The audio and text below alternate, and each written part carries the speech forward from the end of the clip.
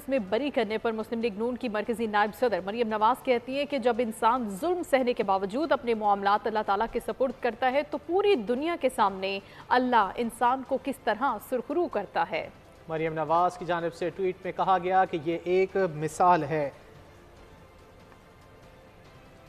अदालत की जानिब से नवाज शरीफ को एवनफील्ड रेफरेंस में बरी करने के पर मुस्लिम लीग नून की मरकजी नायब सदर मरियम नवाज ने कहा है कि जब इंसान जुल्म सहने के बावजूद अपने मामलात अल्लाह ताला के सुपुर्द करते हैं तो वो पूरी दुनिया के सामने इंसान को किस तरह सुरखरू करता है। मरियम नवाज की जानिब से ट्वीट में ये कहा गया। इसी हवाले से बात कर लेते हैं।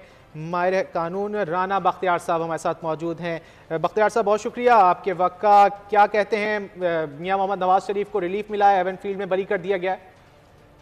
ये देखें कि आपको पता है कि हर जो फैसला होता है जो किसी के खिलाफ होता है तो वो उत्तर अपील में जाता है और फिर वहाँ जो कोर्ट है सारे उसके फैक्ट्स देखती है।